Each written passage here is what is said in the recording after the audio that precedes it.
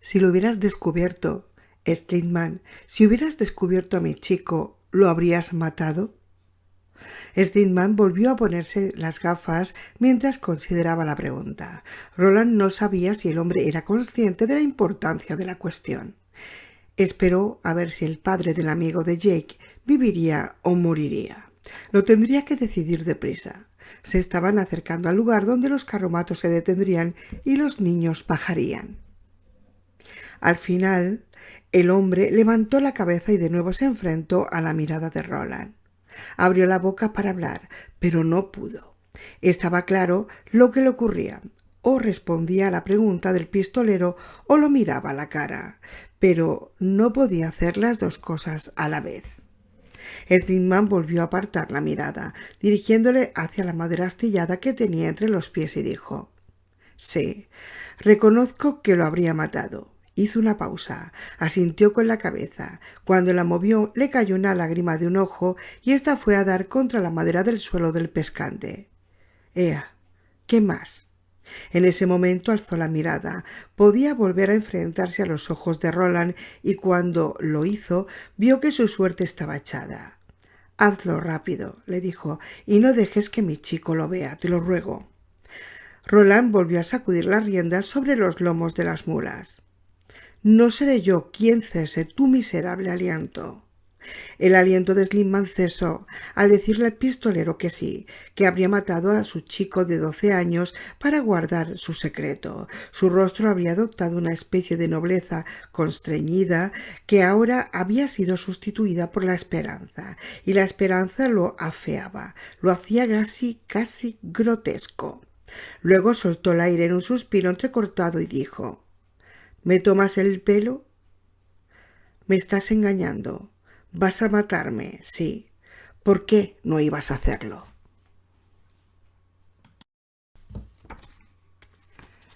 «Cree el ladrón que son todos de su condición», sentenció Roland.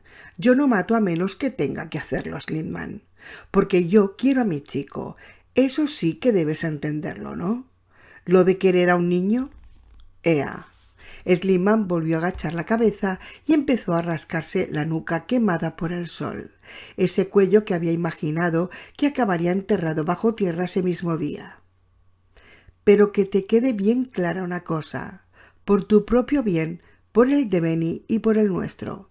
Si los lobos ganan, tú morirás. De eso puedes estar seguro. Como dicen Eddie y Susana, es de cajón». Slitman lo estaba mirando otra vez con los ojos abiertos de par en par detrás de las lentes. «Atiéndeme bien, Slitman, y entiende lo que te voy a decir. No vamos a estar donde los lobos creen que estaremos, ni tampoco los pequeños. Ganemos o perdamos, esta vez van a dejar algunos cadáveres a su paso y ganemos o perdamos, sabrán que alguien los ha engañado. ¿Y qué habitantes de Calabrin Sturgis habrán podido ser? Solo dos, Andy y Ben Slitman. Andy ha caído, se ha librado de su venganza». Le dedicó una sonrisa a Slitman tan gélida como los hielos del Polo Norte. «Pero tú no, ni tampoco el único que le preocupa a esa imitación de corazón que tienes». Slitman se quedó sentado pensando en ello. Sin duda era una idea que no se había planteado, pero en cuanto le vio la lógica, le pareció incuestionable. «Seguramente creerán que has cambiado los lugares a propósito», dijo Roland, «y aunque los convenzas de que ha sido sin querer, te matarán de todas formas, y a tu hijo también, por venganza». Máculas encarnadas afloraron en las mejillas del hombre mientras el pistolero hablaba. «Rubor de vergüenza», supuso Roland, pero en cuanto pensó en la muerte de su hijo a manos de los lobos, volvió a palidecer. O tal vez lo que provocó aquella palidez fuera la idea de que iban a llevarse a Benny al este, de que se lo iban a llevar e iba a estropearse.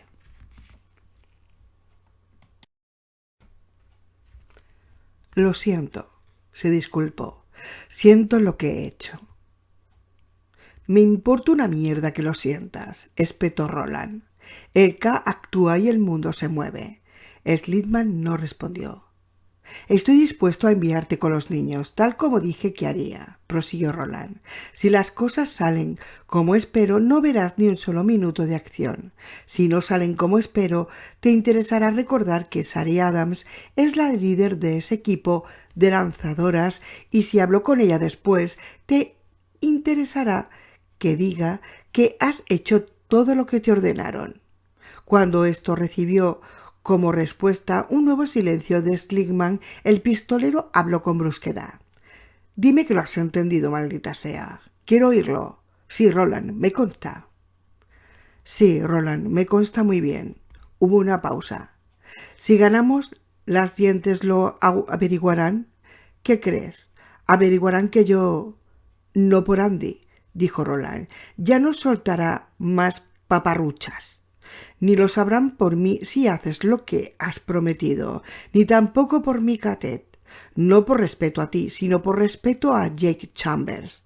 Y si los lobos caen en la trampa que les he tendido, ¿por qué iban a sospechar las dientes que había otro traidor?» Analizó a Seligman con sus ojos fríos. «Son un pueblo inocente, confiado, como ya sabes. Seguro que te has aprovechado de eso». El rubor volvió a aflorar en sus mejillas. Seligman bajó la vista hacia el suelo del pescante una vez más. Roland miró hacia arriba y vio el lugar que estaba buscando a menos de medio kilómetro. Bien. Todavía no se atisbaba ninguna nube de polvo en el horizonte oriental, pero podía sentir cómo se formaba en su mente. Los lobos se acercaban. Oh, sí. En algún lugar, al otro lado del río, habían desmontado de su tren, habían montado en sus caballos y cabalgaban como los demonios del infierno, que era de donde provenían. No le cabía duda. «Lo hice por mi hijo», se justificó Seligman. «Andy vino a mí y me dijo que seguramente se lo llevarían a algún lugar de por allí». «Roland», señaló al este, hacia Tronido. «En algún lugar de por allí habitan unas criaturas desgraciadas llamadas disgregadores, prisioneros. Andy decía que tenían poderes de telepatía y telequinesia, y aunque no me consta ninguna de las dos palabras, sé que tienen que ver con la mente».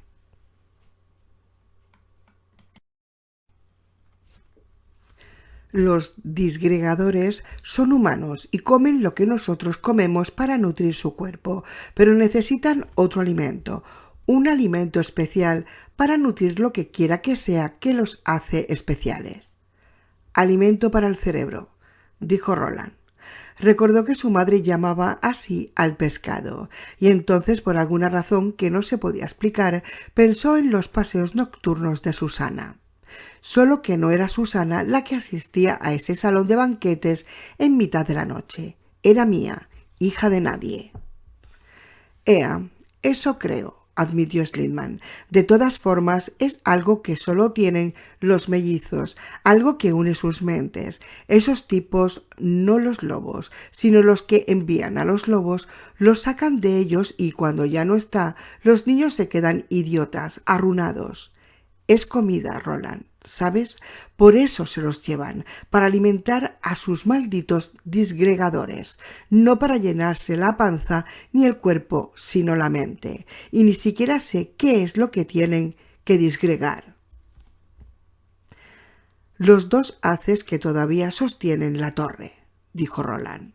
Seligman se quedó estupefacto y se asustó. «¿La torre oscura?», susurró las palabras. «¿Lo dices en serio?». «Sí», respondió Roland. «¿Quién es Finley?» «Finley Otego». «No lo sé. Una voz que recibe mis informes. Eso es todo. Un Taen, creo. ¿Tú sabes qué es?» «¿Y tú?» Seligman sacudió la cabeza. «Entonces lo dejaremos. Puede que me lo encuentre dentro de un tiempo y ya se encargará él de responderme a eso». Seligman ya no respondió, pero Roland se dio cuenta de que tenía dudas. Eso estaba bien. Ya casi habían terminado y el pistolero sintió que la cincha invisible que le oprimía la cintura empezó a soltarse. Se volvió por completo hacia el capataz por primera vez. «Siempre ha habido gente como tú, gente fácil de camelar por Andy, Seligman.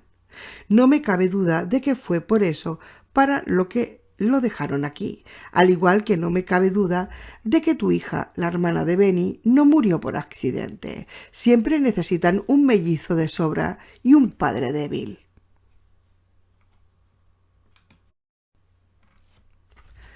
No puedes... Calla, ya has dicho todo lo que tenías que decir. Slimman se quedó sentado en silencio junto a Roland. Entiendo la traición. Yo también la he practicado en una ocasión con el mismísimo Jake. Pero vamos a dejar clara una cosa. Eso no cambia lo que eres. Eres un ave de carroña, un herrumbrero transformado en buitre. El color volvió a las mejillas de Slimman, dándoles el tono del vino de Burdeos. Lo hice por mi hijo, insistió con tozudez. Roland se escupió en una mano ahuecada, luego la levantó y le acarició la mejilla a Slimman. La sangre se agolpaba en esa parte de su rostro que estaba caliente al tacto. Luego el pistolero agarró las gafas que llevaba Slimman y las meneó ligeramente sobre la nariz del hombre. «A mí no me engañas», dijo con mucha calma. «Por estas. Así es como te han señalado. Slimman, esta es tu marca. Te dices a ti mismo que lo hiciste por tu hijo porque eso te deja dormir por las noches.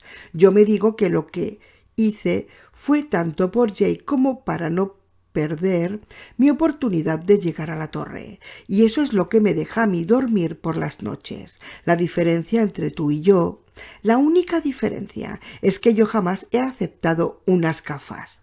Se limpió las manos en los pantalones. «Te has vendido, Slimman, y has olvidado el rostro de tu padre». «Déjame en paz», susurró Slimman. Se limpió la saliva del escupitajo del pistolero de la mejilla. Esta fue sustituida por sus propias lágrimas. «Por la gloria de mi hijo». Roland hizo un gesto de asentimiento. «En eso radica todo, en la gloria de tu hijo.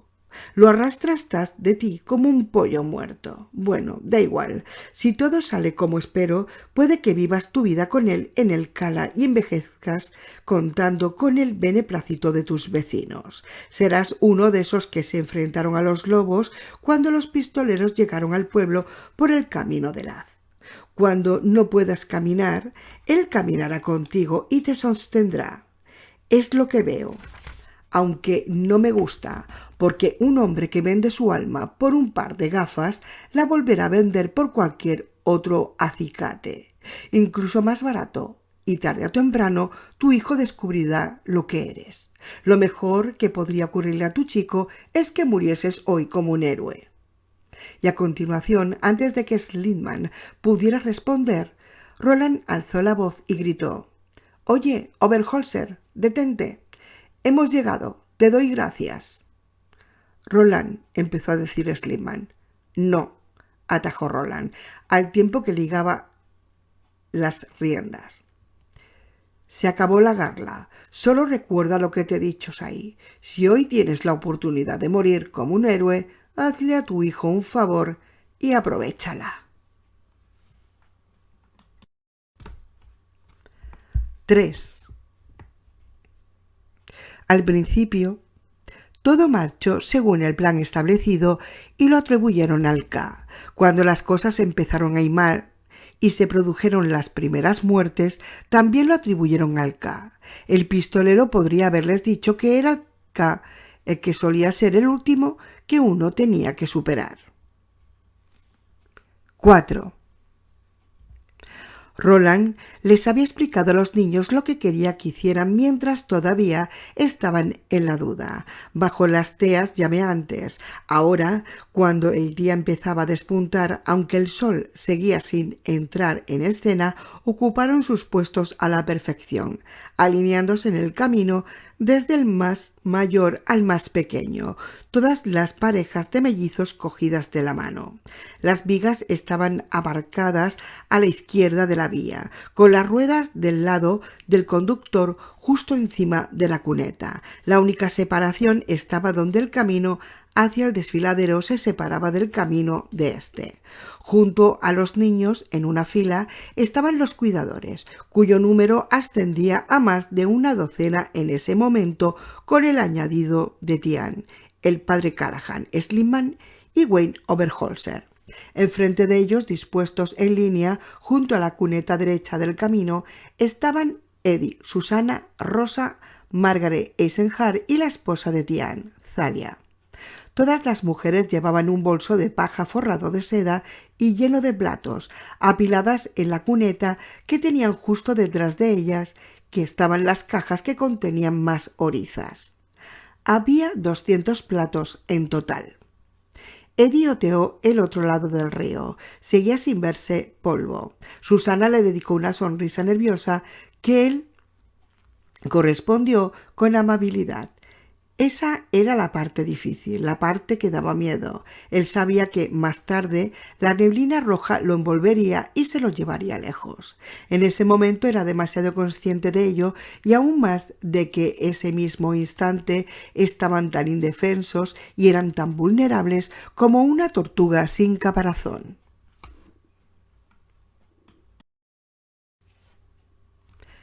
Jake recorrió a toda prisa la fila de los niños, llevando la caja con los cachivaches recolectados, lazos para el pelo, un mordedor para la dentición de los bebés, un silbato tallado de una rama de tejo, un viejo zapato con casi toda la suela comida, un calcetín desparejado.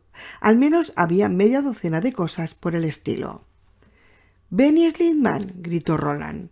«Frank Tavery. Francine Tavery. ¡A mí!». «Oye», dijo el padre de Benny Slimman, inmediatamente alarmado, «¿por qué haces que mi chico abandone la fila?» «Para que cumpla con su deber, al igual que tú cumplirás con el tuyo», respondió Roland. «Ni una palabra más». Los 4 niños que habían llamado se presentaron ante él. Los Tavery estaban ruborizados, sin aliento, con los ojos brillantes y todavía cogidos de la mano. «Ahora atendedme y no me hagáis repetir ni una sola palabra», advirtió Roland. Ben y los Tavery se inclinaron hacia adelante con ansiedad. Aunque estaba a todas luces impacientes por salir, Jay se sentía menos ansioso. Sabía lo que iba a ocurrir en ese momento y gran parte de lo que ocurriría a continuación, lo que Roland esperaba que ocurriera. Roland habló dirigiéndose a los niños, aunque lo suficientemente alto para que la fila de tensos cuidadores también pudiera oírlo. «Tenéis que ir por el camino», dijo, «e ir tirando algo cada pocos metros, como si se os hubiera caído durante una marcha difícil y apresurada. Y espero que vosotros 4 hagáis que sea una marcha difícil y apresurada. No corráis, pero caminad casi como si lo hicierais. Mirad dónde ponéis los pies. Id hasta donde el camino se bifurca. Esos son unos 800 metros y no más allá. ¿Comprendido? No deis ni un paso más allá». Asintieron con entusiasmo. Roland pasó a mirar a los adultos que estaban de pie y en tensión detrás de ellos. «Estos 4 partirán dentro de 2 minutos. Luego que vayan los demás mellizos, los mayores primero, los pequeños al final. No irán lejos. Las últimas parejas apenas llegarán a salir del camino». Roland levantó la voz hasta convertirla en un grito autoritario. «Niños, cuando oigáis esto, volved. Venid a mí. Deprisa». Roland se puso el dedo índice y el anular de la mano izquierda en las comisuras de los labios y lanzó un silbido tan penetrante que muchos niños se llevaron las manos a las orejas. Annabel Javier preguntó: «Saí, si quieres que los niños se escondan en una de las cuevas, ¿por qué los llamas para que vuelvan?» «Porque no van a ir a las cuevas», aclaró Roland. «Van a ir allí». Señaló hacia el este. «Lady Oriza va a cuidar de los niños.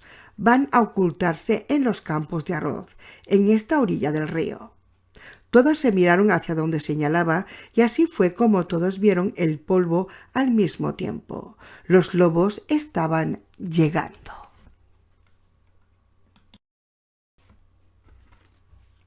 5. «Llegan nuestros invitados, cielo», anunció Susana. Roland hizo un gesto de asentimiento. Luego se volvió hacia Jake. «Adelante, Jake, tal como te he dicho». Jake cogió un puñado grande de cosas de la caja y se lo pasó a los mellizos Tavery. A continuación salió de la cuneta izquierda de un salto, con la gracilidad de un ciervo, y empezó a avanzar por el camino del arroyo con Benny a su lado. Frank y Francine iban justo detrás. Mientras Roland miraba, Francine dejó caer un sombrerito. «Vale», dijo Berholzer, «me consta en parte. Los lobos verán las cosas abandonadas y eso los acabará de convencer de que los niños están allá arriba. Pero, ¿por qué enviar al resto de pequeños al norte, pistolero? ¿Por qué no llevarlos hasta el arroz ahora mismo?» «Porque debemos suponer que los lobos pueden oler el rastro de su presa, al igual que los lobos de verdad», respondió Roland. Volvió a alzar la voz. «Niños, al camino. Los mayores primero. Coged a vuestro compañero de la mano y no se la soltéis. Volved al oír el silbido». Los niños empezaron a andar y Callahan, Sarey Adams, los Javier y Ben Slimman los ayudaron a meterse en la cuneta. Todos los adultos parecían nerviosos. Solo el padre de Benny parecía además receloso. «Los lobos picarán porque tienen motivos para creer que los niños están allá arriba», dijo Roland. «Pero no son tontos, Wayne.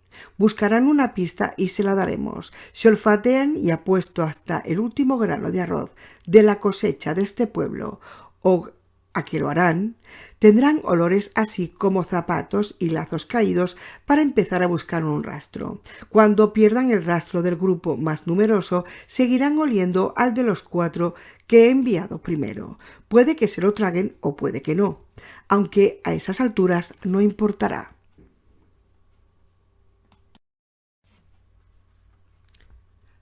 Pero Roland no le hizo caso. Se volvió hacia la reducida banda de guerreros. Eran 7 en total. «Es un buen número», se dijo, «un número de poder». Miró más allá de ellos, hacia las nubes de polvo. Se hacía cada vez mayor que cualquiera de los restantes remolinos de polvo del Seminón y se movía a una velocidad espeluznante.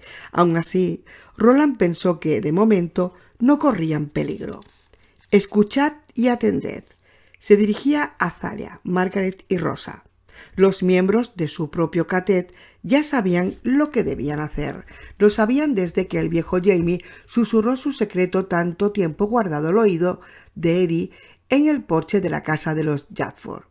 Los lobos no son ni hombres ni monstruos. Son robots. «¿Robots?», gritó Berholzer, aunque con sorpresa más que con incredulidad. «Ea, y de un tipo que mi catet ya ha visto antes», aclaró Roland. Estaba pensando de cierto claro dónde los siervos del gran oso que habían quedado vivos se habían perseguido unos a otros en un interminable círculo. Llevaban capuchas para ocultar un trasto giratorio que tienen en la coronilla. Seguramente son de ese ancho y de ese alto. Roland les mostró una altura de unos 5 centímetros y una anchura de unos 13. Es a lo que Molly Dolling le dio con su plato y lo rebanó. Ella le dio por casualidad, nosotros le daremos a propósito. «Gorras de pensar», dijo Eddie, «son su conexión con el mundo exterior. Sin ellas están tan muertos como una cagada de perro. Apuntad aquí». Roland levantó la mano derecha 2,5 centímetros por encima de la coronilla de su cabeza. «¿Pero el pecho? ¿Las branquias en el pecho?», empezó a decir Margaret, enormemente desconcertada. «Es una puta mentira y siempre lo ha sido», afirmó Roland. «Apuntad a la coronilla de las capuchas». «Algún día», dijo Tian, «sabré por qué ha tenido que haber tantas mentiras de mierda». «Espero que vivamos para ver ese día», sentenció Roland. Los últimos niños, los más pequeños, acababan de avanzar por el camino, con las manos cogidas como les habían ordenado. Puede que los mayores ya estuvieran a unos 130 metros de distancia y el cuarteto de Jake al menos a otros 130 metros más allá. Tendría que ser suficiente. Roland centró su atención en los cuidadores de los niños.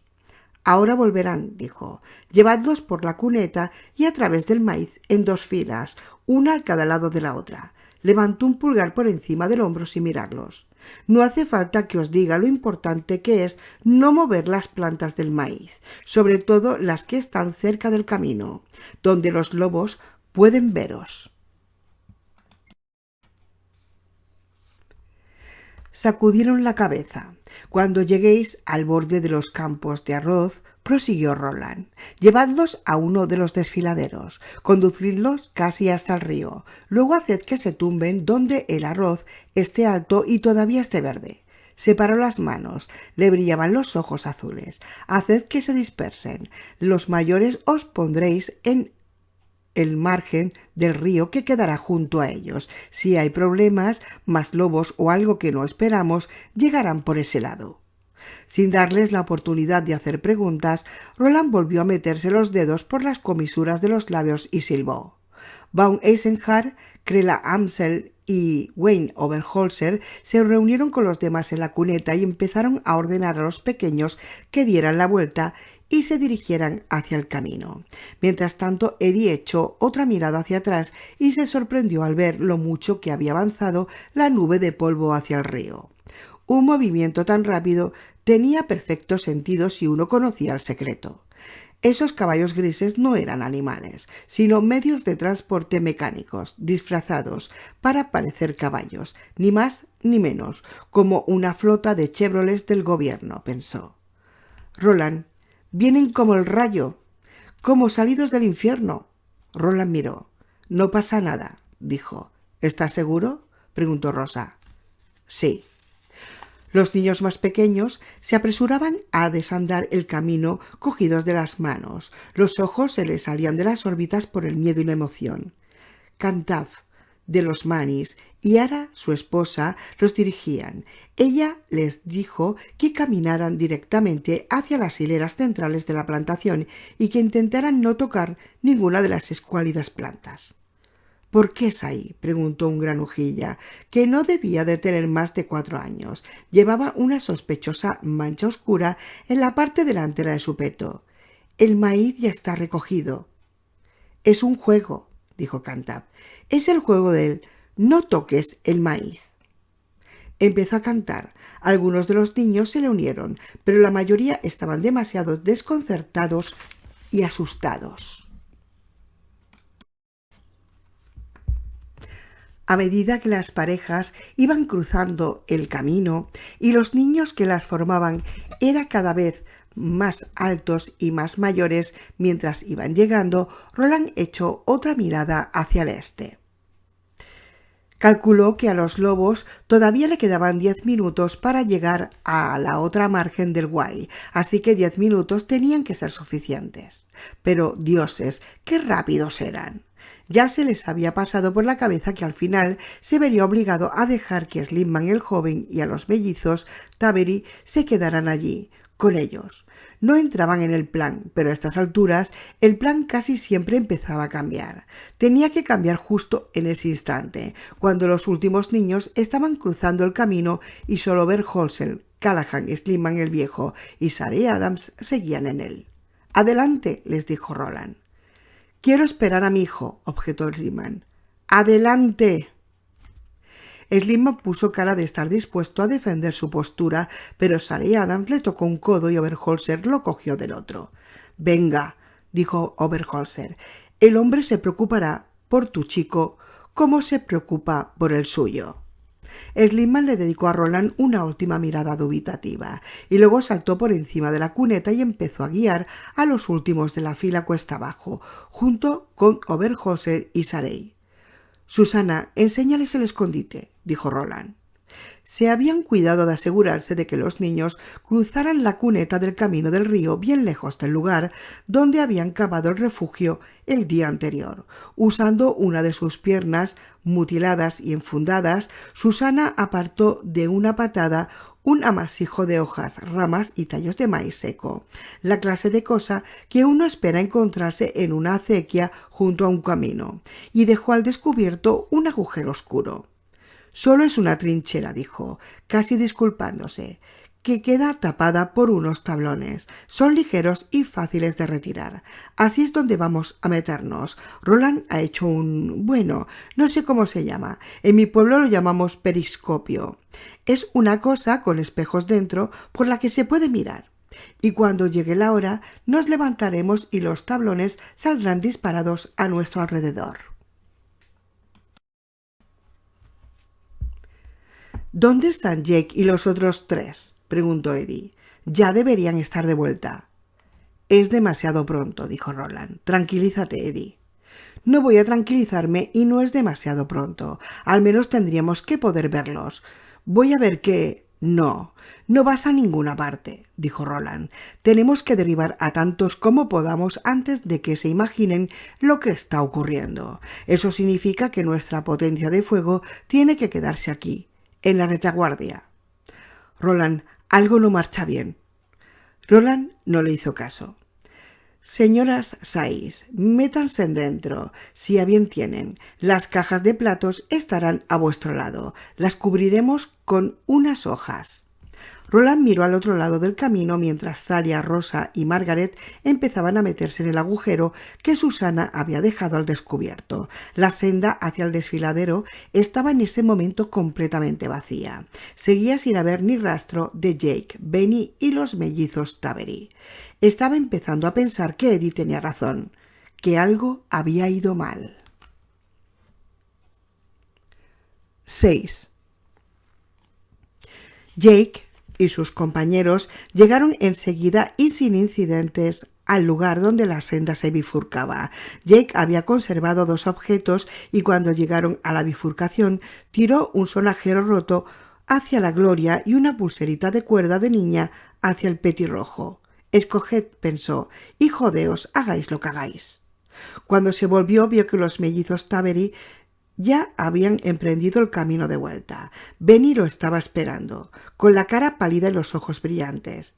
Jake le hizo un gesto de asentimiento y se obligó a devolverle la sonrisa. «Vamos», dijo. Entonces oyó el silbido de Roland y los mellizos se pusieron a correr pese al pedregal y las piedras caídas que plagaban el camino. Seguían cogidos de la mano, esquivando aquello que simplemente no podían saltar. «¡No corráis!», gritó Jake. Roland dijo que no corriéramos y que miráramos dónde poníamos los pies. En ese momento, Frank Tavery pisó un hoyo. Jake oyó el crujido y el chasquido seco que hizo su tobillo al romperse y supo que la terrible mueca de dolor de Benny, que él también lo había oído. Frank dejó escapar un sordo gemido y cayó hacia un lado. Francine tiró de él cogiéndolo por el brazo, pero el chico pesaba demasiado. Se le escapó de las manos como el contrapeso de una polea. El ruido sordo que produjo su cabeza al impactar contra el afloramiento de granito que tenía a su lado fue mucho más claro que el ruido que había producido su tobillo. La sangre que empezó a manar de inmediato de la herida del cuero cabelludo refulgió con la primera luz de la mañana. «Problemas», pensó Jake, «y en nuestro camino». Benny estaba boquiabierto, se puso rojo como un tomate. Francine se estaba arrodillando junto a su hermano, que permanecía tumbado en una postura retorcida y que no presagiaba nada bueno con el pie todavía metido en el agujero. Ella producía unos ruidos agudos y ahogados. Entonces, de repente, los lamentos se acallaron. Puso los ojos en blanco y se desplomó sobre su hermano mellizo, inconsciente. «Vamos», dijo Jake, y como Benny siguió inmóvil y boquiabierto, Jake le dio un empujón en el hombro. «Por la gloria de tu padre». Eso hizo reaccionar a Benny. 7. Jake lo contempló todo desde la óptica fría y despejada de un pistolero, la sangre derramada sobre la piedra, el mechón de pelo pegado a ella, el pie en el agujero, la baba en los labios de Frank Tavery, la hinchazón de los jóvenes senos de su hermana mientras estaba tumbada con torpeza sobre él, los lobos que ya llegaban. No fue el silbido de Roland lo que le indicó aquello último, sino el toque. Eddie pensó: «Eddie quiere venir hasta aquí». Jake jamás había intentado utilizar el toque para transmitir un mensaje, pero lo hizo en ese momento. «Quédate donde estás. Si no podemos volver a tiempo, intentaremos escondernos cuando pasen por aquí. Pero no vengas hasta aquí. No estropees las cosas. No tenía ni idea de si el mensaje había llegado, pero sí sabía que era lo único para lo que tenía tiempo. Mientras tanto, Benny estaba... ¿qué? ¿Cuál era le mot juste? Cuando iba a Piper, la señorita Avery había insistido mucho en le mot juste y le vino a la cabeza, farfullando. Benny estaba farfullando. ¿Qué vamos a hacer, Jake? Jesús, hombre, han caído los dos. Si estaban bien, iban corriendo entonces. ¿Y si llegan los lobos? ¿Y si llegan mientras todavía estamos aquí? Será mejor que los dejemos, ¿no crees? No los vamos a dejar, repuso Jake. Se inclinó hacia adelante y cogió a Francine Tavery por los hombros. Tiró de ella hasta dejarla sentada, sobre todo para separarla de su hermano Frank y que él pudiera respirar. La cabeza se le fue hacia atrás y el pelo le cayó en una cascada de seda negra. Las pestañas se le agitaron y bajo ellas se vio un blanco níveo. Sin pensar, Jake le dio una bofetada bien fuerte. ¡Ay, ay! ¡Ay, ay! ¡Ay, ay! La niña abrió los ojos de golpe. Eran azules, hermosos y estaban llenos de asombro. —¡Levanta! —gritó Jake. —¡Apártate de él! ¿Cuánto tiempo había pasado?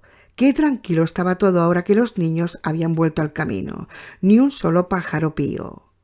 Ni siquiera un herrumbrero. Esperó a que Roland volviera a silbar, pero Roland no lo hizo. Y en realidad, ¿por qué iba a hacerlo?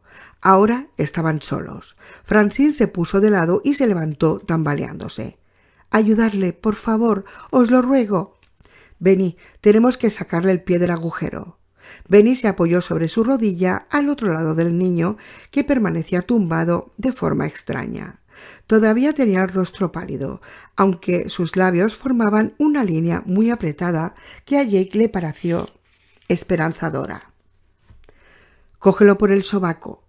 Benny cogió a Frank Tavery por el hombro derecho. Jake lo cogió por el izquierdo. Sus miradas se encontraron por encima del cuerpo del chico inconsciente. Jake hizo un gesto de asentimiento. —Ahora. Tiraron a la vez. Frank Tavery abrió los ojos de golpe. Eran tan azules y hermosos como los de su hermana, y lanzó un grito tan agudo que fue insonoro. Pero no se le liberó el pie. Seguía atascado en las profundidades.